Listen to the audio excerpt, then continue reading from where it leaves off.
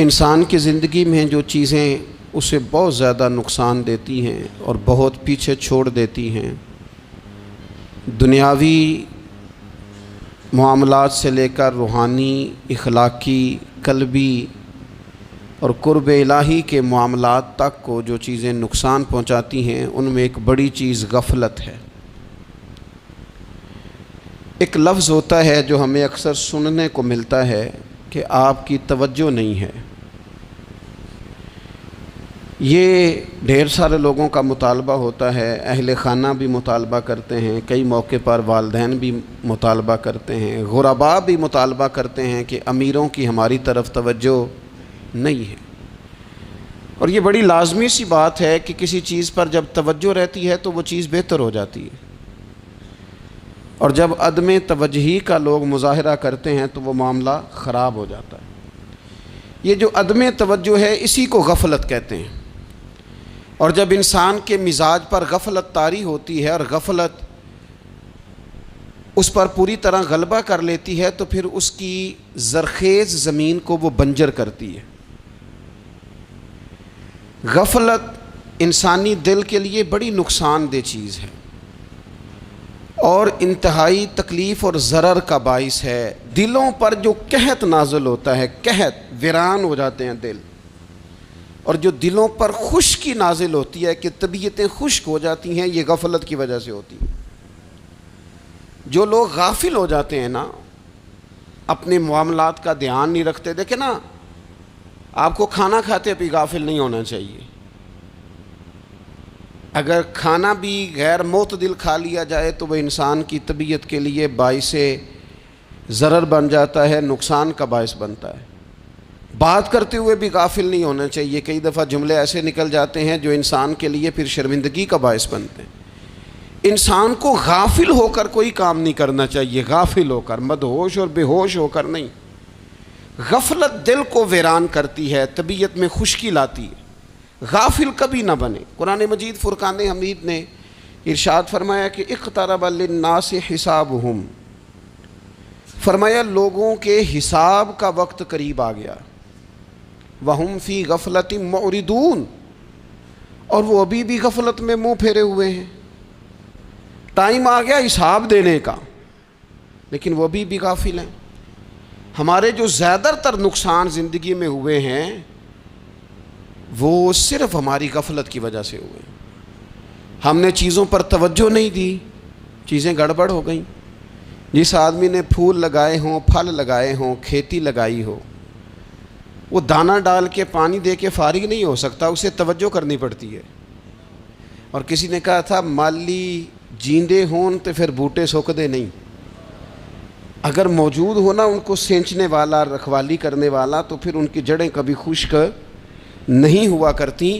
ہماری جو غفلتیں ہیں یہ بڑی ضرر کا باعث ہیں، نقصان کا باعث، اور مجبوری معاف ہوتی ہے، غفلت معاف نہیں ہوتی۔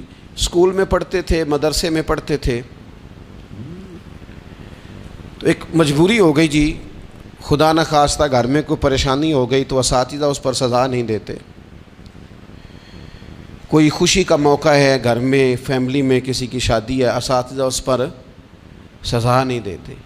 لیکن اگر کبھی پتہ چلتا تھا نا کہ یہ گھر سے تو آیا تھا لیکن مدرسے نہیں آیا، یہ اسکول نہیں آیا، رستے میں غافل ہو گیا، تو یہ بات خوفناک تھی۔ یہ قابل سزا جرم تھا کہ تو غافل ہو گیا اپنی پڑھائی سے، تو گھر سے آیا اور یہاں نہیں آیا۔ غفلت قابل سزا ہوتی ہے، مجبوری کی معافی ہوتی ہے۔ ہمارا آج کل جو مسئلہ ہے وہ غفلت کا ہے۔ ڈھیر سارے لوگ ہیں، سمجھدار بھی ہیں، سیانے بھی ہیں، معاملہ فہم بھی ہیں، باشعور بھی ہیں، تعلیم کی ڈگریاں بھی رکھتے ہیں، لیکن اگر ان کی زندگیوں کی تکلیفوں کو دیکھا جائے اور بے آباد روح کو دیکھا جائے اور سجدوں سے ان کی دوری کو دیکھا جائے تو ایک ہی بات سمجھ میں آتی ہے کہ پتہ سارا ہے لیکن لے ڈوبی ہے غفلت، توجہ نہیں کی۔ لائق بچہ بھی نالائق ترین زندگی گزارتا ہے، اس لیے کہ اس کے لائق ہونے کے ساتھ ساتھ اس کا توجہ کرنا بھی تو ضروری ہے نا۔ نرے لائق کا کیا فائدہ اگر وہ محنتی نہیں، اگر وہ توجہ ہی نہیں کرتا، اپنا سبق دھیان سے سنتا پڑھتا ہی نہیں، تو بھی جتنا مرضی لائق ہو پیچھے رہ جائے گا۔ اور کئی نالائق ہوتے ہیں، رٹا لگا کے پاس ہوتے ہیں، پر چلو رٹا تو لگاتے ہیں نا، محنت تو کرتے ہیں نا، جد و جہد تو کرتے ہیں۔ کئی نالائق جد و جہد کے باعث آگے گزر جاتے ہیں، اور کوئی اسی چکر میں رہ جاتے ہیں، میں بڑا لائق ہوں، کل پڑھ لوں گا، پرسوں پڑھ لوں گا، ہفتہ تیاری کر کے پاس ہو جاؤں گا۔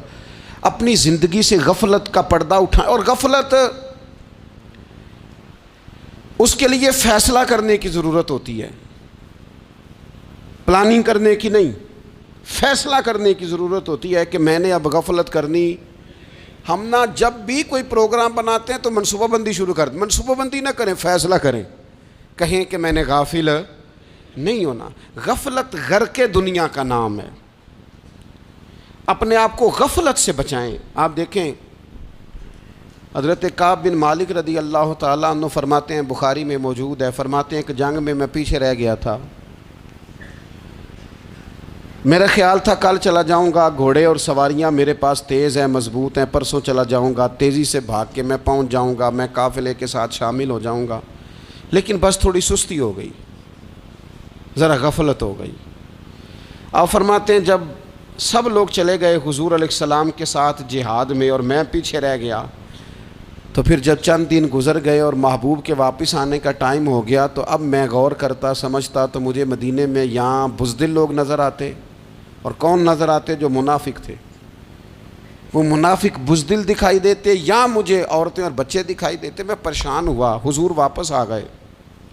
جنہوں نے بہانے کیے تھے نا منافقین نے، یہ مجبوری تھی اس لیے نہیں جہاد پہ گئے، یہ جنہوں نے بہانے کیے تھے انہیں مل گئی معافی، اور میں نے سچ بولا، میں نے کہا یا رسول اللہ میں غافل ہو گیا تھا۔ اب کہتے ہیں میں نے جب کہا نا حضور سستی ہو گئی تھی، ذرا غفلت ہو گئی، تو بندہ محبوب سے ہی غافل ہو جائے، بندہ وہیں سے غافل ہو جائے۔ جو دم غافل سو دم کافر، سانو مرشد اے ہو پڑھایا۔ جب کہا نا حضور وہ غلطی ہو گئی، کوئی مجبوری نہیں تھی، تو فرماتے ہیں باقیوں کو معافی مل گئی، میرے ساتھ حضور ناراض ہو گئے۔ ایک دن نہیں، 2 دن نہیں، 50 دن حضور ناراض رہے۔ مدینے کی گلیوں نے مجھے پہچاننا چھوڑ دیا، در و دیوار سے مجھے یوں لگتا تھا کہ میں پردیسی ہوں۔ فرماتے ہیں میں مسجد میں آتا تھا، میں جب محبوب کو دیکھتا تو حضور رخ انور پھیر لیتے، اور مجھے پتا تھا جب میرا چہرہ ادھر ادھر ہوتا تو پھر کریم رحمت کی نظر فرماتے۔ فرماتے ہیں 50 دن مسلسل، پھر مجھے حکم ہوا کہ بیوی بھی بھیج دو، میکے بچے بھی بھیج دو، ننھال یعنی تنہا رہ جاؤ۔ فرماتے ہیں وہ میں نے قید تنہائی کاٹی، لیکن شکر اللہ کا یہ ہے کہ میں سچا تھا، بس ذرا بھول گیا تھا، بس ذرا غفلت ہو گئی تھی۔ تو فرماتے ہیں پھر اللہ تبارک و تعالیٰ نے میرے اوپر فضل یہ فرمایا کہ میری توبہ کا اعلان رب نے قرآن مجید میں فرمایا۔ تو غافل نہ بنے کبھی بھی۔ ہمارا نا مسئلہ یہ ہے، اور آپ نے ناراض نہیں ہونا، ڈھیر سارے لوگ غافل ہو جاتے ہیں، مالدار بھی غافل ہیں، صاحبان علم بھی الا ماشاء اللہ بہت ساری جگہوں پہ غافل ہیں۔ جن لوگوں کو 4 لوگ جاننے لگ جاتے ہیں، کوئی مقام حاصل ہو جاتا ہے، وہ بھی بہت ساری جگہوں سے غافل ہو جاتے ہیں الا ماشاء اللہ۔ غفلت بڑی تکلیف والا منظر ہے۔ جو لوگ سمجھتے ہیں نا میں اب گڈ بک میں آ گیا ہوں، اب میں اچھا ہو گیا ہوں، اب میرے لیے خیر کہا جاتا ہے، مجھے اچھائی شاید یہ مستقل میرے ساتھ رہے گی، تعریف ہی ہوگی ہمیشہ، وہ بھی غافل ہو جاتے ہیں۔ اور یہ غفلت ٹھیک نہیں ہوتی۔ وجہ دیکھنی چاہیے کس وجہ سے انسان کو وقار مل رہا، عزت مل رہی۔ اپنی زندگی سے غفلت کو اتار پھینکیں۔ تھوڑی دیر کی تو غفلت ہوتی ہے، لمبی تو نہیں۔ 2 منٹ کے لیے صرف اس نے ڈرائیونگ کرتے ہوئے چہرہ موبائل کی طرف کیا تھا، 2 ہی تو منٹ لگے تھے۔ لمحوں نے خطا کی تھی، صدیوں نے سزا پائی۔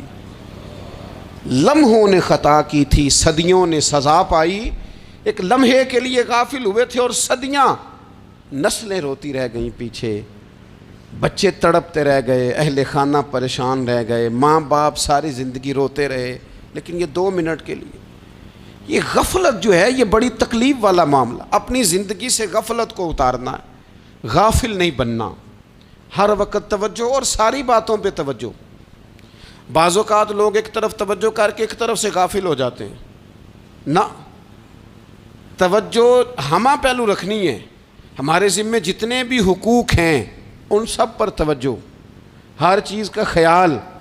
ایسا نہ ہو کہ عبادت کرتے رہ جائیں اور حقوق العباد ہم سے چھوٹ جائیں، اور حقوق العباد اتنے زیادہ ادا کریں. ایک صاحب مجھے کہنے لگے ایک دفعہ بڑے وثوق کے ساتھ کہنے لگے جی معاذ اللہ ثم نہیں جی ٹائم ملتا پھر نماز دا کی کریے، روزی کمانا بھی تو عبادت ہے نا. تو میں نے کہا آپ نے عبادت کرنا ایک حصہ قبول کیا ہے، آپ نے کل عبادت نہیں قبول کی. عبادت کل ہے، ہمہ پہلو. ایک حصہ آپ قبول کر کے نکل گئے اور باقی آپ نے چھوڑ دی. تو کسی ایک طرف سے بھی غافل نہیں ہونا. جتنی ذمہ داریاں ہیں، جتنی ڈیوٹیاں ہیں، ان سب کا خیال. اور جو بڑا آدمی ہوتا ہے، بڑا گھر میں بڑا ہو، قبیلے میں بڑا ہو، علاقے میں بڑا ہو، ادارے میں بڑا ہو، کلاس میں بڑا ہو، جو بڑا ہے اس کی تو ساری آنکھیں کھلی ہوئی ہونی چاہیے. ایک ایک پر اس کی نظر ہونی چاہیے کہ میری کہاں ضرورت ہے، کہاں مجھے اشک شوئی کرنی ہے، کس کے ساتھ میں نے کس طرح محبت کا رویہ رکھنا ہے. غافل نہ بنے. اچھا جی اب کیسے پتہ چلے گا کہ ہم غافل ہیں؟ یہ کیسے پتہ چلے گا؟ آپ کسی بندے سے بھی پوچھ لیں حالات کیا ہیں تو کہتا ہے اللہ کا شکر ہے کبھی کسی کا دل نہیں دکھایا، اللہ کا شکر ہے جی زمانہ ہو گیا 5 نمازیں پڑھتا ہوں، اللہ کا شکر ہے جی. کیسے پتہ چلے گا غافل ہیں؟ پہلی علامت ہمارے علماء اور صوفیاء نے غافل بندے کی لکھی ہے. اس آئینے میں نے اور آپ نے اپنا آپ دیکھنا ہے. غافل بندے کی پہلی علامت یہ ہوتی ہے کہ وہ دنیاوی کاموں میں چست ہوتا ہے اور اللہ اور اس کے رسول کی فرما برداری میں سست ہوتا ہے.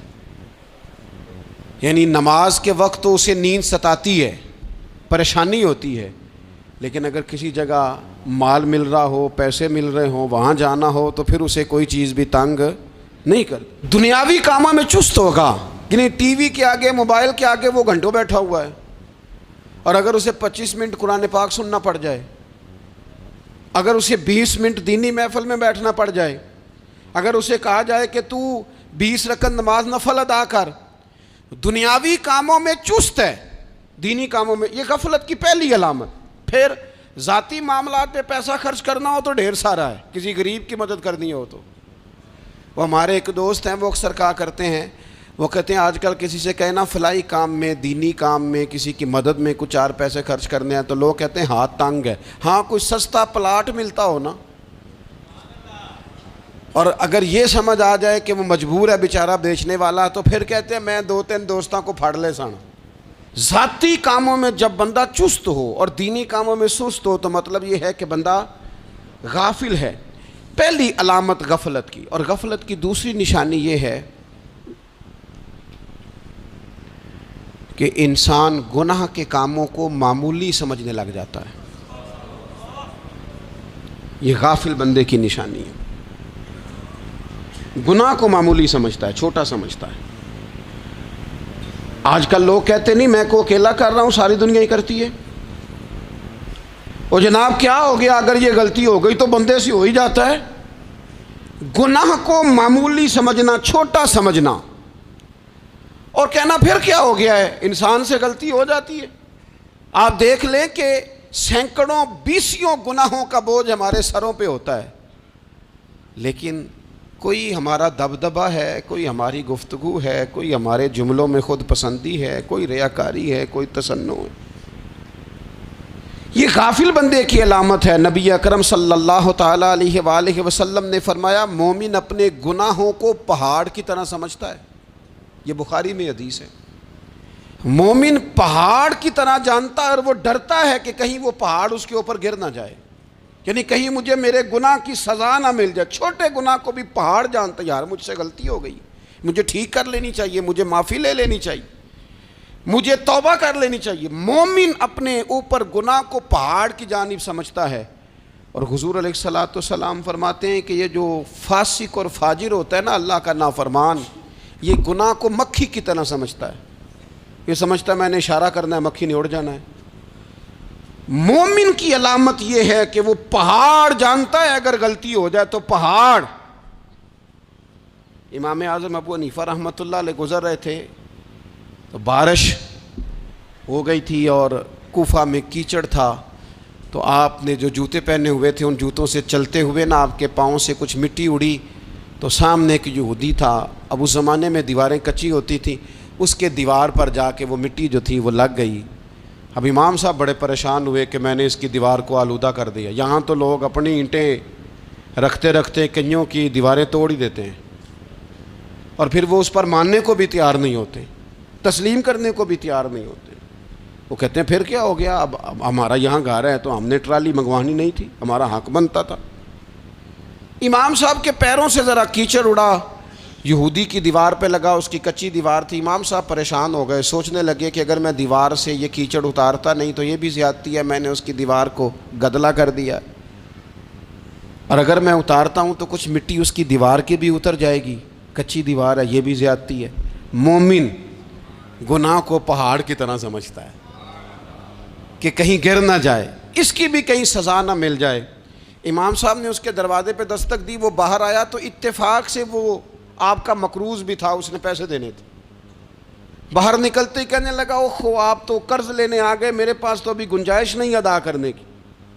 تو امام صاحب کہنے لگے تو قرض چھوڑ، وہ میں نے معاف کیا، میرے سے غلطی ہو گئی ہے، میں آ رہا تھا، لکڑی کے جوتے اس زمانے میں کھڑاؤں لوگوں نے پہنے ہوتے تھے، کہا وہ میرے پیروں سے ذرا کیچڑ اڑا ہے، تیری دیوار پہ لگ گیا ہے۔ اب میں بڑی دیر سے کھڑا سوچ رہا ہوں کہ اگر میں تیری دیوار صاف نہ کروں تو میں نے یہ میلی کر دی، گدلی کر دی، یہ بھی بات درست نہیں ہے، زیادتی، اور اگر میں اسے صاف کرتا ہوں کچی دیوار سے کچھ مٹی اتر جائے گی تو یہ بھی زیادتی ہے، اب تو بتا میں کیا کروں۔ تو بے موسمہ پھل تھا نا یہ، تو بے موسمہ پھل دیکھ کے بندہ حیران ہو جاتا ہے، جو باتیں روٹین میں نہ ہو رہی ہوں وہ ذرا انوکھی لگتی ہے، بندہ حیران ہو گیا، غور سے امام صاحب کا چہرہ دیکھنے لگا، غور سے چہرہ دیکھنے لگا، اور پھر تھوڑی دیر سوچنے کے بعد کہنے لگا حضور پہلے میں نے دین اسلام کے بارے میں پڑھا اور سنا تھا، آج میں نے دین دیکھا ہے۔ پہلے میں نے سنا تھا کہ دین اسلام اس طرح کا ہے، آج میں نے دین ہم نہ پوری دنیا کے کافروں کو دین سنانا چاہتے ہیں، دکھانا نہیں چاہتے، ہم نیک نظر آنا چاہتے ہیں، نیک بننا نہیں چاہتے، ہم نیک نظر آنا چاہتے۔ نتیجہ کیا نکلتا ہے کہ کچھ عرصے کے بعد پتہ چل جاتا ہے بندہ کس لیول کا نیک ہے، کیا معیار ہے اس کی نیکیوں کا۔ کہنے لگا حضور پہلے میں نے دین سنا تھا، آج دیکھا ہے۔ آپ وہ مٹی کی دیوار پر جو کیچڑ لگ گیا ہے، دیوار کو بعد میں صاف کیجئے گا، پہلے کلمہ پڑھائیں تاکہ میرے اندر کا کفر صاف ہو جائے، مجھے مسلمان کر دیں۔ تو غافل آدمی جو ہوتا ہے نا، وہ پھر تیسری بات، جب بندہ بہت زیادہ غافل ہو جاتا ہے پھر اعلانیہ گناہ کرنے لگتا ہے۔ ایک گناہ پھر اس کا اظہار گناہ، ایک بندہ حدیث پاک میں آتا ہے، ایک بندہ رات کو کوئی غلطی کرتا ہے، اللہ تعالیٰ اس پہ پردہ ڈال دیتا ہے، لیکن وہ سویرے خود لوگوں کو بتاتا پھرتا ہے میں نے یہ کیا، میں نے یہ کیا۔ جب آپ اظہار گناہ کرتے ہیں نا تو سامنے والا بھی دلیر ہوتا ہے، کہتا ہے اس نے کیا میں کر لوں گا تو پھر کیا ہوا۔ ہمارے علماء نے لکھا ہے کسی کی نماز قضا ہو جائے تو کسی کو بتائے نہ، قضا پڑھ ڈالے، اس کا جگہ جگہ ذکر نہ کرے۔ جب آپ کہیں گے نا میری قضا ہو گئی تو آپ کے ساتھ رہنے والا بچہ دوست سمجھے گا یار اس کی قضا ہو گئی ہے تو میری بھی ہو جائے گی تو کیا ہوا۔ گناہ کرنا بھی گناہ ہے اور گناہ کا اظہار بھی گناہ ہے۔ نبی اکرم صلی اللہ تعالیٰ علیہ وآلہ وسلم نے ارشاد فرمایا میری ساری امت کو معافی مل جائے گی سوائے ان لوگوں کے جو اعلانیہ گناہ کرتے ہیں۔ یہ بخاری مسلم دونوں میں حدیث موجود ہے۔ جو اعلانیہ گناہ، جنہوں نے خود ساری دنیا کو گواہ بنا لیا، میں نے یہ بھی جرم کیا، یہ بھی کیا، یہ بھی کیا، یہ بھی کیا، خود انہوں نے لوگوں کے، بہت بڑے غافل آدمی کی علامت ہے کہ گناہ کرے اور پھر اوپر سے اعلانیہ گناہ کرے، اتنا بڑا جرم کرے۔ پھر چوتھی علامت اگر ہم دیکھنا چاہیں کہ ہم غافل تو نہیں. تو غافل بندے کی چوتھی علامت یہ ہوتی ہے کہ وہ فضول کاموں میں وقت بڑا ضائع کرتا ہے. فضولیات میں ادھر بیٹھے ہیں ادھر بیٹھے ہیں, یہاں گپ شپ ہو رہی ہے, وہاں موبائل دیکھا جا رہا ہے, پھر کچھ ٹائم ملا ہے تو پھر کہیں دور دراز کسی ہوٹل پہ کھانا کھانے چلے گئے, پھر کچھ ٹائم ملا تو چلو نکلتے ہیں ذرا کوئی ہفتہ سیر کر آتے ہیں, یہاں گپ شپ ہے, فلاں کو ڈسکس کر لیتے ہیں, فلاں کے بارے میں بات کر لیتے ہیں, سیاسی تبصرے کر لیتے ہیں, یہ تھوڑی گفتگو ہو جاتی, چلے محلے داروں پہ تبصرہ شروع کرتے ہیں, کون روٹی زیادہ کھا رہا ہے اور کس کے پاس پیسے زیادہ آ گئے, چلو جا کے پتہ کرتے ہیں. حالانکہ یہ پتہ نہیں کرنا چاہیے تھا, پتہ تو اس کا کرنا چاہیے تھا جو بیچارہ کل سے بھوکا ہے. خبر تو اس کی رکھنی چاہیے تھی جس بیچارے کے گھر میں بچوں کے لیے پہننے کو کپڑے موجود نہیں ہیں. اس پر تبصرہ یہ کرتے ہیں کہ یہ محنت کیوں نہیں کرتے, اور اگر کسی پر اللہ عطا کر دے پھر حساب ضرور لگاتے ہیں کہ ذرا معلومات کرو یہ اتنی جلدی آگے کیسے نکل گئے. غافل بندے کی علامت ہے وقت کا ضائع کرنا اور فضول کاموں میں ضائع کرنا اور بلا وجہ ضائع, اور ایسے سوالات کرنا جن کی ضرورت ہی کوئی نہیں, بالکل ضرورت ہی نہیں, کوئی مطلب ہی نہیں, لیکن ہم لوگ وقت ضائع. یہ غفلت کی علامت, غفلت. اللہ والوں کی علامت کیا تھی؟ ایک بات انہوں نے زندگی میں لے لی, سیکھ لی, پھر ساری زندگی اسی پہ گزار دی. ان کا ارادہ تھا نا کشکول سیدھا کیا. کچھ لوگ ساری زندگی لیکچر قبول لے کے سن کے پھر بھی سمجھنے کو تیار. یہ غافل دل کی علامت ہے. اس لیے نبی پاک صلی اللہ تعالیٰ علیہ وسلم نے فرمایا دو نعمتیں ایسی ہیں جن میں اکثر لوگ غفلت میں ہیں, ایک صحت اور دوسری فراغت. لوگ بلا وجہ وقت ضائع کرتے ہیں. اللہ نے صحت دی ہے, کسی خیر کے کام میں لگائیں. اگر آپ کے پاس فارغ وقت ہے تو قرآن پاک کو یاد کریں, ترجمہ اور تفسیر سے پڑھیں, محبوب پاک علیہ السلام کی احادیث کو یاد کریں, اللہ والوں کی باتیں سنیں. وقت ملے تو عبادات میں لگائیں, نوافل میں لگائیں, تلاوت میں لگائیں, ذکر اذکار میں لگائیں, اور پھر اللہ مزید توفیق عطا کرے تو کسی کے بھلے میں وقت لگائیں. گلی سے کوئی کانٹا اٹھائیں, کوئی روڑا اٹھائیں, کوئی کسی کی مدد کریں. لیکن یہ غافل ہونے کی علامت ہے کہ اپنے وقت کو ضائع کرنا. اور پھر اسی طرح غفلت کی پانچویں علامت یہ ہے کہ اگر بندے کو دنیا سے پورا پیار ہو جائے, یعنی شب قدر میں بھی آ کے کہتا ہے یا اللہ کبھی پیسے دے دینا, شب برات والے دن بھی کہتا ہے کہ مالک اگر کبھی کوئی ایسا سبب لگ جائے نا, یعنی بیت اللہ شریف کے سامنے کھڑے ہو کے بھی اگر اس نے مال ہی مانگنا ہے وہاں بھی اس نے یہی سوال کرنا ہے, حب دنیا اتنی غالب آ جائے. تو یہ غافل ہونے کی علامت. دنیا ضرورت ہے, مقصد نہیں ہے. دنیا کی حاجت ہے, مقصد نہیں ہے. یہ مقصود نہیں. اور جب لوگ فقط دنیا کے مال کو, دولت کو, نبی پاک علیہ السلام نے فرمایا وہ لعنتی ہے جو درہم اور دینار کا بندہ بن گیا ہے, پیسوں کا بندہ بن گیا ہے. مل جائے تو خوش ہوتا ہے, نہ ملے تو تکلیف میں آ جاتا ہے. یہ غافل بندے کی علامت. مومن تو وہ ہوتا ہے کہ دولت رزق حلال ضرور کماتا ہے تاکہ کسی کے آگے ہاتھ نہ پھیلانا پڑے, کوشش ضرور کرتا ہے, پر دنیا کو جیب میں جگہ دیتا ہے, دل میں نہیں دیتا. اس کی جگہ جہاں ہے اسے وہاں رکھتا ہے, اسے دل میں جگہ. دل تو ایک ہے, اس میں رب و رسول کو بسائیں گے یا کسی اور کو بسائیں گے. تو حب دنیا یہ غافل ہونے کی بہت بڑی علامت ہے. پھر اسی طرح جو بندہ رب کریم کو جانتا نہیں نا وہ بھی غافل ہو جاتا ہے. ایک تو جو یہ نہیں نہ جانتا کہ رب کریم سزا دے گا, مجھے دیکھ رہا ہے, اسے نہ اونگ آتی ہے نہ نیند آتی ہے, جو اس کی معرفت نہیں رکھتا کہ میرا رب ہر وقت مجھے دیکھ رہا ہے, وہ بھی غافل ہو جاتا ہے. جسے پتہ ہونا کہ مجھے دیکھ رہا ہے وہ غافل نہیں ہوتا. اور جو یہ سمجھ لیتا ہے نا کہ شاید معاذ اللہ ثم اس یقین کو پکا نہیں کرتا, وہ غافل ہو جاتا ہے. اور ایک جو یہ نہیں نہ جانتا کہ رب مہربان کتنا ہے وہ بھی غافل ہو جاتا ہے. مجھے بتائیے سب سے زیادہ تو بندہ اس کے دروازے پہ جاتا ہے نا جو سب سے زیادہ مہربانی کرنے والا ہو, اس دروازے سے بندہ اٹھتا ہی نہیں. تو جس کو یہ یقین ہو جائے نا سب سے زیادہ کرم فرمانے والی ذات اللہ رسول کی ہے, وہ کبھی رب رسول سے غافل نہیں ہوتا. وہ کبھی اللہ رسول کا دروازہ چھوڑ کے نہیں جاتا، وہ کبھی کسی اور جگہ جا کے پناہ تلاش نہیں کرتا۔ جسے پتہ چل جائے نا وہ کریم کتنا ہے، مہربان کتنا ہے۔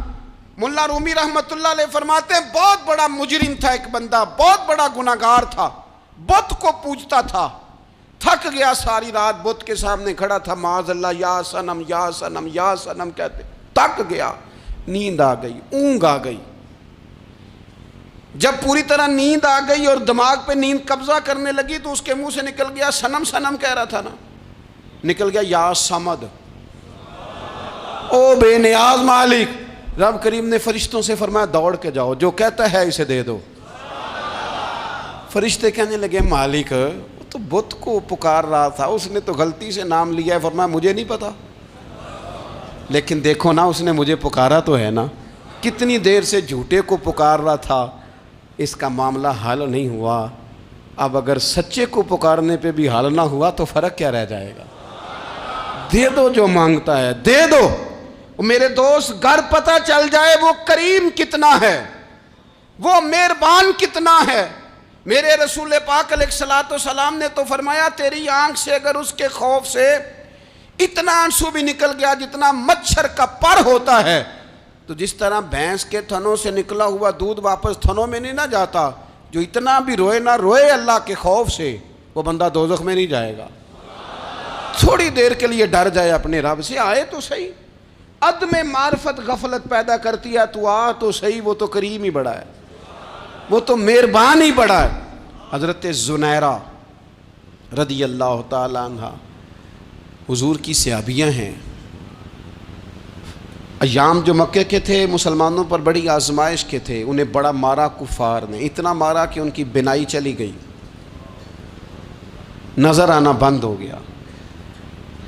کافروں کی عورتوں نے تانا دیا کہ تو نے ہمارے بت چھوڑے ہیں نا، تو دیکھنا تیری بینائی چلی گئی۔ تو جناب زنیرہ اللہ پہ بھروسہ، توکل، معرفت الہی کا جذبہ، اٹھ کے کھڑی ہو کہنے لگی چپ کرو، تمہارے جھوٹے بت کیا کر سکتے ہیں، میرا رب چاہے تو صبح جب میں اٹھوں تو میری آنکھیں روشن ہو، اگر کریم کرم کر دے۔ لوگ کہتے ہیں واقعی ایسا ہوا، جب وہ سویرے اٹھیں تو اللہ نے ان کی روشنی واپس کر دی تھی۔ تجھے پتہ چل جانا وہ مہربان کتنا ہے۔ وہ ایک بزرگ تھے تو ان سے کسی نے کہہ دیا کہ اگر آپ کا حساب آپ کے ماں باپ کے ذمہ ہو جائے تو پھر کیسا، پوچھنے کے لیے قیامت میں اگر ماں باپ حساب لیں تو پھر کیسا۔ تو بڑے سیانے لوگ تھے جو دل والے تھے، کہنے لگے نہیں، رب کریم ہی ٹھیک ہے، اس لیے کہ وہ ماں باپ سے کہیں بڑھ کر پیار کرنے والا ہے۔ اگر یہ معرفت مل جائے وہ کریم کتنا ہے۔ اور جب بندہ پوری طرح اس کی بارگاہ میں آ کے تڑپ جاتا ہے نا، مولا میں جاؤں کدھر، تیرا دروازہ چھوڑ کے جاؤں کدھر۔ اقبال کہتے ہیں وہ ایک سجدہ جسے تو گراں سمجھتا ہے، 1000 سجدوں سے دیتا ہے آدمی کو نجات۔ تجھے جگہ جگہ جھکنا نہیں پڑے گا اگر تو صحیح معنوں میں اپنے رب کی بارگاہ میں جھک جائے۔ تو میرے عزیز کوشش کریں کہ اس کی معرفت، اس کا کرم، اس کی عطا اور اللہ تبارک و تعالیٰ کے حاضر و ناظر ہونے پر عین الیقین، حق الیقین حاصل کریں۔ اور پھر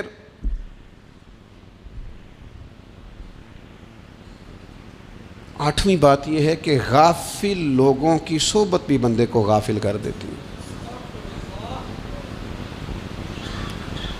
غافلوں کی صحبت میں نہ بیٹھیں،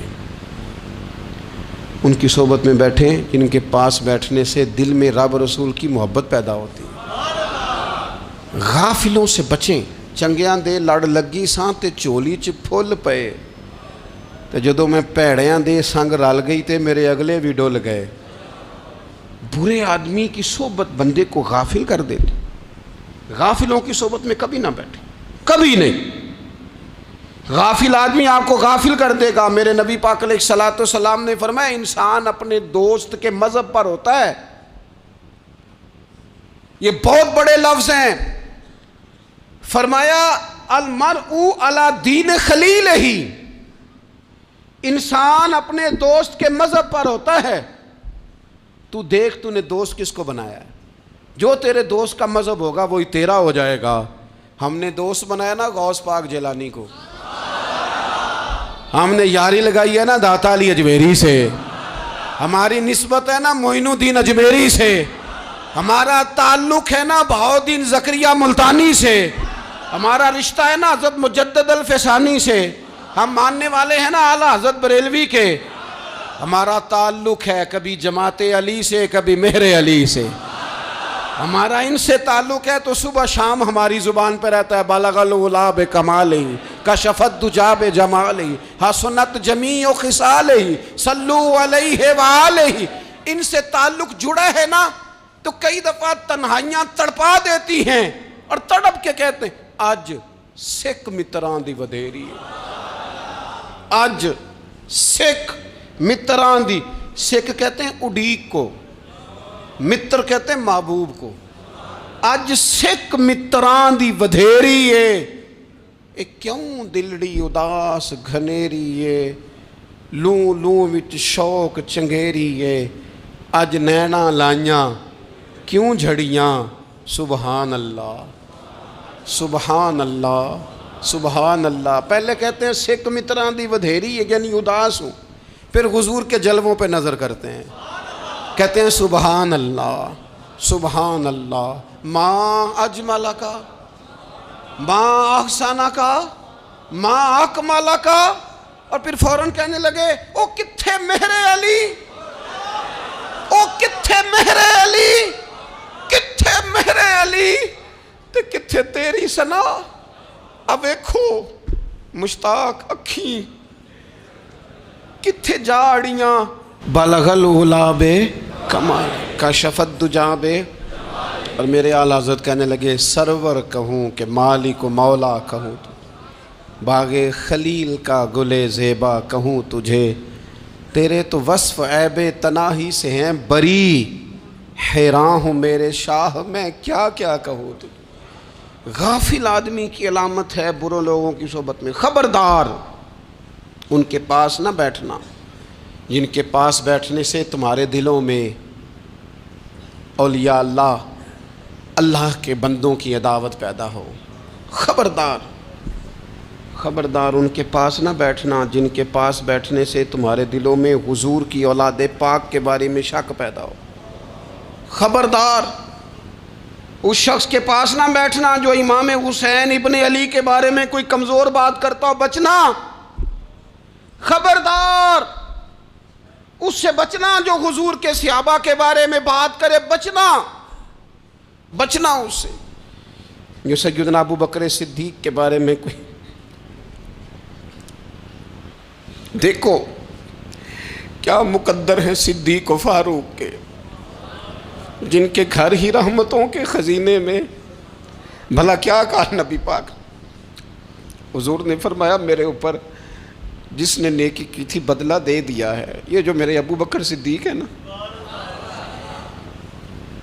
ان کو میں اللہ کی بارگاہ میں لے جاؤں گا، کہوں گا مالک تو ہی بدلہ عطا فرما۔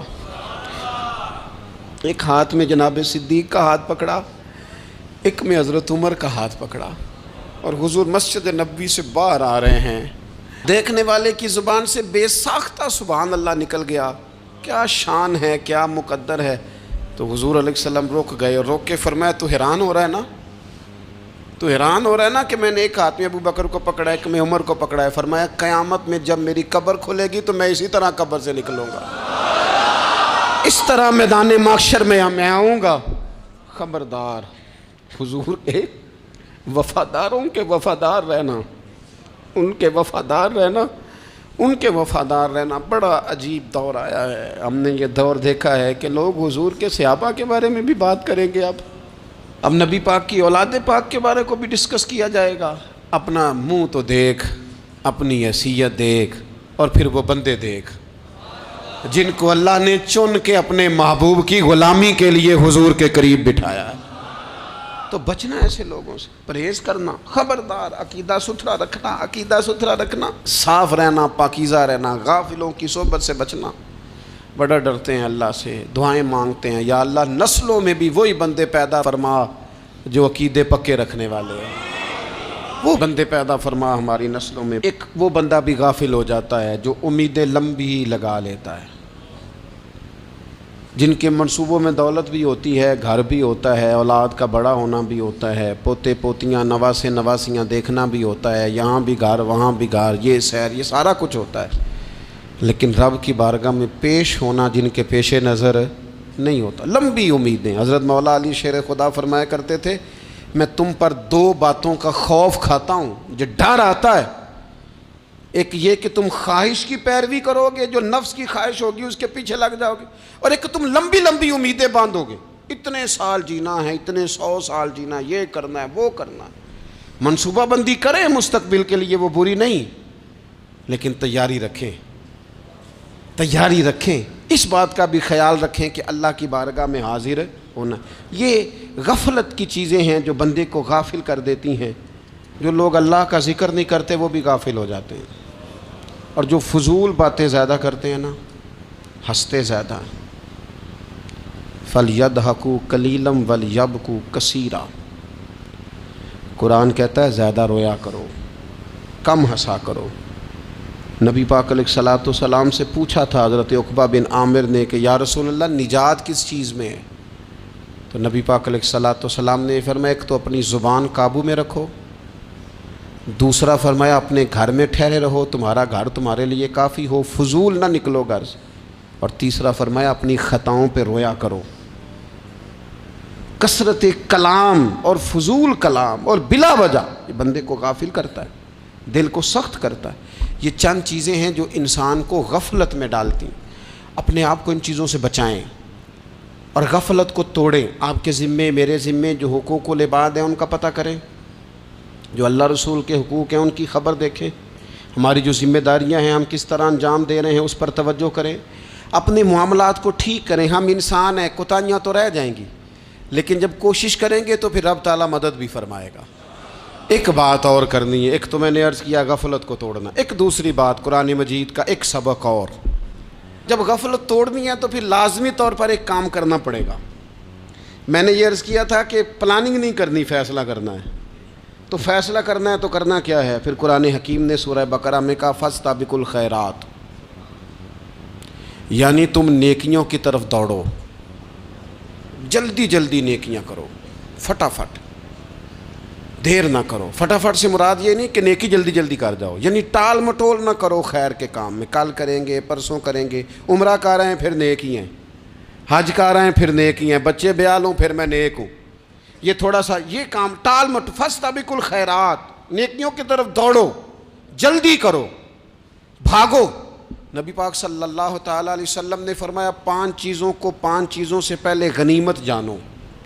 حضور علیہ الصلوۃ والسلام فرمانے لگے ایک تو تم جوانی کو نہ بڑھاپا آنے سے پہلے پہلے غنیمت سمجھ لو۔ نبی کریم صلی اللہ تعالیٰ علیہ وآلہ وسلم ارشاد فرمانے لگے کہ اپنی صحت کو غنیمت جان لو، بیماری آنے سے پہلے پہلے۔ پھر حضور علیہ الصلوۃ والسلام فرمانے لگے اگر اللہ نے تمہیں مال دیا ہے، وسعت دی ہے، تو نیکی کر لو، خرچ کر لو اللہ کے راستے میں، خدا نہ خواستہ تم پر غریبی آ جائے۔ اور پھر حضور سید عالم صلی اللہ تعالیٰ علیہ وسلم فرمانے لگے اگر تمہیں اللہ نے کچھ فراغت دی ہے، بہت زیادہ مصروف نہیں ہو، تو غنیمت جان لو، جلدی سے نیکی کر لو قبل اس کے کہ تم مشغول ہو جاؤ۔ اور 5ویں بات حضور نے بیان کی، فرمایا زندگی کو غنیمت جانو، موت آنے سے پہلے پہلے جلدی سے نیکی کر لو۔ نیکی کے لیے ساری زندگی منصوبہ بندی نہ کرتے رہو، نیکی کے لیے دیکھو نا، ہماری زندگی میں یہاں دنیا میں رہ کے چند منٹوں میں وہ نیکی کی جا سکتی ہے جو قیامت کے بعد صدیوں کا ہمارا فائدہ کرے گی، صدیوں کا فائدہ کرتے نہیں۔ پلاننگ کر رہے ہیں، منصوبہ بندی کر رہے ہیں، بس تیاری کر رہے ہیں، بس حضرت آپ دعا کر دیں، اللہ تعالیٰ دعائیں بھی قبول فرمانے والا ہے، لیکن جو نیکی نصیب ہوتی ہے اسے جلدی سے کر گزریں، اسے فٹافٹ کریں۔ میں ایک گاؤں میں گیا، اب تو خیر وہ دور نہیں رہا، یہ 10-15 سال 20 سال پہلے نا جو نوجوانوں کی مصروفیات ہوتی تھیں ان میں سے ایک مصروفیت یہ ہوتی تھی کہ گندم لے کے چکی پہ جانا ہے، آٹا پسوا کے لانا ہے۔ یہ ایک بڑی، چونکہ سبھی گھروں کے اندر سال کے لیے گندم سٹاک کر لی جاتی تھی، تو گندم لے کے جانا یہ ایک ڈیوٹی ہوتی تھی۔ ایک نوجوان ایک گاؤں میں، اس کی مجھے تعریف سننے کو ملی، تو ایک بوڑھی اماں کہنے لگی یہ تو بڑا نصیباں والا ہے، سارے دا آٹا پیا لے ہوندا ہے۔ اور آتے جاتے پوچھ لیتا ہے کہ اماں کوئی کہنے لگی میرے بچے باہر ہوتے ہیں، یہ مجھے دوائی بھی لا دیتا ہے شوگر کی، میں مریضہ ہوں۔ یعنی خیر جتنی ہو سکے، جتنی۔ میرے ایک سنگی ہیں تو سڑک پہ کوئی بندہ کھڑا ہوتا ہے نا، اللہ تعالیٰ انہیں سلامت رکھے، بندہ کھڑا ہوتا ہے تو کہتے ہیں میں اس سے پوچھ لیتا ہوں بابا جی کدھر جانا ہے، فلانی جگہ جانا ہے، تو کہتے ہیں میں موٹر سائیکل پہ بٹھا لیتا ہوں۔ بندہ دیکھ کے مجھے سمجھ آ جاتی ہے ضرورت مند ہے، کوئی چور نہیں، کوئی ڈاکو نہیں، ضرورت مند ہے، میں اسے منزل تک نیکی جتنی میسر آئے، جس حد تک میسر آئے۔ کیا کہا ہمارے نبی پاک علیہ السلام نے؟ حضور نے ہم سے فرمایا کچھ نہ ہو سکے تو بات ہی مسکرا کے کر لینا، اس پر ہی اللہ صدقے کا ثواب عطا کر دے۔ فاستبقوا الخیرات، جلدی سے نیکی کر لو، اپنے نامہ اعمال میں روز نیکیاں جمع کرو، کوئی نہ کوئی خیر کا کام روز کرو اور جلدی سے کرو۔ صحیح مسلم میں حدیث ہے، نبی پاک صلی اللہ تعالیٰ علیہ وسلم فرمانے لگے جلدی جلدی نیکی کے کام کر لو ان فتنوں سے پہلے جو اندھیری رات کے حصوں کی طرح فتنے ہوں گے۔ فرمایا اس وقت حال یہ ہوگا کہ آدمی صبح مومن ہوگا، شام کو کافر ہو جائے گا، شام کو مومن ہوگا تو صبح کافر ہو جائے گا۔ اور فرمایا لوگ دنیا کے بدلے اپنا دین تک بیچ ڈالیں گے۔ معاذ اللہ جھوٹی قسمیں نہیں کھائی جاتی، جھوٹا قرآن مجید نہیں لوگ اٹھا لیتے، لوگ دنیا کے لیے دین بیچ ڈالیں گے۔ اس سے پہلے جب فتنے اتنے زیادہ ہو جائیں، اس سے پہلے نیکی کر لو، کوئی خیر کا کام کر لو، جلدی سے کچھ ایسا کر لو۔ حضرت عقبہ بن حارث رضی اللہ تعالیٰ عنہ فرماتے ہیں یہ دیکھیں ہمارے نبی پاک علیہ السلام کی سیرت کیا ہے، حضور کا اسوہ کیا ہے، نبی پاک علیہ السلام ہماری تربیت کس طرح کرتے ہیں۔ حضرت عقبہ بن حارث رضی اللہ تعالیٰ عنہ کہتے ہیں ہم نے نبی پاک علیہ السلام کے ساتھ عصر کی نماز پڑھی، یہ صحیح بخاری میں موجود ہے۔ فرماتے حضور سلام پھیرتے ہی فوراً اٹھ کے گھر تشریف لے گئے۔ یہ ہمارے لیے انوکھی بات تھی، غیر متوقع تھی، پہلے کبھی ایسا ہوا نہیں۔ سلام پھیرا نماز کا، حضور جلدی سے تشریف لے گئے۔ اب ہم حیران تھے اور حیرت انگیز طور پر حیران تھے کہ کریم اتنی جلدی تشریف لے گئے۔ تھوڑی دیر ہوئی حضور واپس آ گئے تو محبوب پاک علیہ السلام فرمانے لگے گھر میں ایک چھوٹی سی ڈلی، ایک چھوٹا سا ٹکڑا سونے کا پڑا تھا، مال آیا تھا سارا صدقہ کر دیا، وہ تھوڑا سا پڑا تھا، اچانک مجھے یاد آیا وہ تو پڑا رہ گیا۔ تو حضور فرمانے لگے میں نے کہا کہیں ایسا نہ ہو جائے کہ ساری رات گزر جائے اور میرے گھر میں پڑا ہی رہ جائے، میں جلدی سے جا کے اسے خیرات کر دوں۔ میں نے خیرات کیا پھر میں واپس آ گیا ہوں۔ جلدی سے نیکی، جلدی سے نیکی کر لی جائے۔ ہم بڑا انتظار کر رہے ہیں، بڑا لمبا ہمارا پروگرام ہے، ہمارے پاس ٹائم ہی بڑا ہے، کسی نے کان میں کہہ دیا ہے تیرے پاس بڑا وقت ہے، ابھی تو بڑی عمر پڑی ہے، ابھی تو جناب او میرے بھائی یہ لوگوں کے کہنے کی باتیں ہیں، پھر پتہ ہی نہیں چلتا حالات کس طرح کے ہو جاتے ہیں اور کیا معاملات انسان کے ساتھ درپیش ہوتے ہیں۔ جتنی خیر میسر آئے، جتنا بھلا میسر آئے، جتنی انسان کو توفیق ملے۔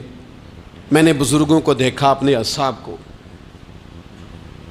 پہلے وہ خدام سے کہتے کہ میں سونے لگا ہوں اور پابند کرتے لوگوں کو کہ فلاں وقت، بزرگوں کو میں نے دیکھا اپنے، وہ پابند کرتے لوگوں کو کہ فلاں وقت میں موجود ہوں گا آنا، خود پابند فرماتے، اور پھر جب بیدار ہوتے تو سب سے پہلے خدام کو بلا کے پوچھتے کوئی مہمان تو نہیں آیا؟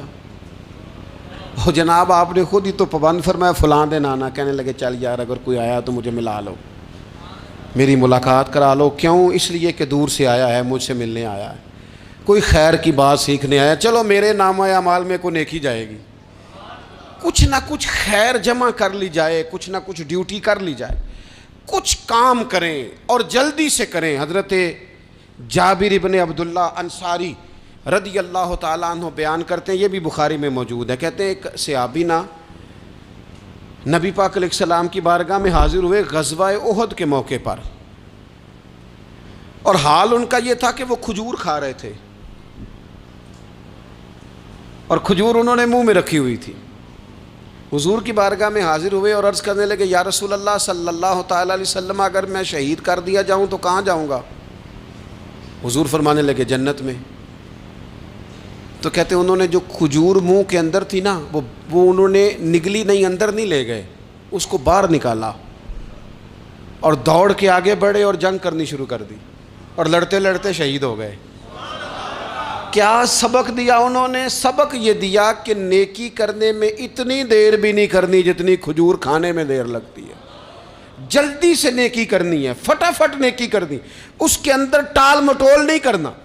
اسی وقت انہوں نے کھجور باہر نکال دی، دوڑ کے انہوں نے حضرت انس بن نضر رضی اللہ تعالیٰ عنہ، حضرت انس بن مالک رضی اللہ تعالیٰ عنہ کے چچا ہیں، میدان احد میں نا، احد پہاڑ کے قریب کھڑے تھے، لوگوں سے کہہ رہے تھے جلدی جلدی ادھر آؤ، وہ جنت جو انسان کو انتقال کے بعد نصیب ہوگی اور قیامت کے بعد نصیب ہوگی، فرماتے تھے مجھے تو ابھی احد پہاڑ کے اندر سے جنت کی خوشبو آ بھی رہی ہے، لہذا جلدی سے آؤ، ادھر دوڑو، جہاد کرو، آؤ کفار سے لڑیں۔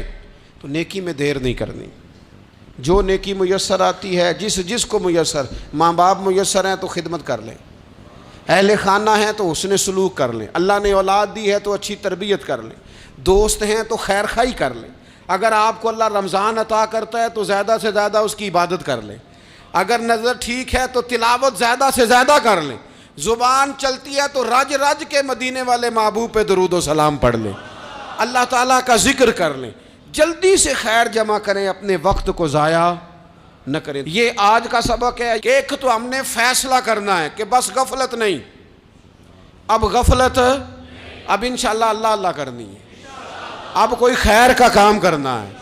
میرے حضرت کا ایک جملہ کبھی نہیں بھولنا، فرمایا کرتے تھے زمین کے اوپر کام، نیچے جا کے آرام۔ یہ چھوڑ دیں اتنے گھنٹے سونا ہے تو یہ کرنا ہے تو میری نیند میں دخل کوئی نہ ڈالے، پھر سوتے ہی رہ جائیں گے، سوتے ہی رہ جائیں گے۔ زمین کے اوپر کام اور نیچے جا کے جاگنا ہے، جاگ لے افلاک کے سائے تلے، پھر حشر تک سوتا رہے گا خاک کے سائے تلے۔ اب جاگ لے افلاک کے سائے کے نیچے، جاگ، کھول آنکھیں، ہر وقت کا سونا، ہر وقت سونا، ہر وقت جو اپنے آرام کی فکر کرنا، اس سے نکل آئیں اور اچھا کھانا اور اچھا پہننا اور بس اپنی مرضی کی زندگی من چاہی جینا، اس سے باہر آئیں، فیصلہ کریں، فیصلہ کہ اب غفلت نہیں کرنی، اگر اللہ نے کوئی صلاحیت دی ہے تو اسے دین کے کام پہ لگانا ہے، کوئی ڈیوٹی کرنی ہے، کوئی خدمت کرنی ہے۔ دیکھو خدمتیں ہو رہی ہیں، صدیق اکبر مال دے رہے ہیں، عثمان غنی مال دے رہے ہیں، مولا علی نے تلوار پکڑی ہے، میدان میں جا رہے ہیں، فاروق اعظم گلی گلی نگر نگر رسول اللہ کے دین کی پہرے داری کر رہے ہیں، حضرت جناب سیدنا سلمان فارسی ابو ذر غفاری حضور کی مسجد میں جھاڑو دے رہے ہیں، اور بلال حبشی وہ نبی پاک کی مسجد میں اذان پڑھتے پڑھتے رب نے اتنا عروج فرمایا کہ کعبے کی چھت پہ کھڑے ہو کے بھی اذان پڑھنی شروع، انہوں نے اذان دے دی۔ تو کوئی کام کرنا ہے، غفلت کو توڑنا ہے اور نیکی کرنی ہے، ذرا جلدی جلدی خیر کا کام کرنا ہے، نہیں ایسے نہیں، فٹافٹ۔ کیسے جی؟ فٹافٹ۔ تو فٹافٹ کام کریں خیر کا، جلدی جلدی۔ تو یہ خیر کا کام فٹافٹ، جلدی جلدی اور بڑی جلدی اور دوڑ دھوپ کے، اور جب آپ کرتے جائیں گے نا تو پھر اللہ تعالیٰ مواقع بناتا جائے گا۔ آپ سے میری اپیل ہے، بالخصوص میرے ساتھ جو وابستہ سنگی ہیں، جو پیار کرنے والے ہیں، دو باتیں آج آپ نے لے کے جانی ہیں گھر۔ یہی لنگر ہے، یہی آپ کے لیے دعا ہے، یہی ہمارے بزرگوں کا فیض ہے، یہی نصیحت ہے کہ آپ نے دو باتیں لے کے جانی ہیں۔ غفلت توڑ دینی ہے، فیصلہ کرنا ہے کہ آج کے بعد غافل نہیں ہونا، اور دوسری یہ بات لے کے جانی ہے کہ نیکی جلدی جلدی، فٹافٹ فیصلہ، فٹافٹ نیکی، ایک کر کے پھر انشاءاللہ دوسری کر کے پھر انشاءاللہ تیسری کر کے پھر انشاءاللہ چوتھی، یہ شروع کرنی ہے، اور آپ دیکھیں گے اللہ تعالیٰ مہربانی فرمائے گا، مدد کرے گا۔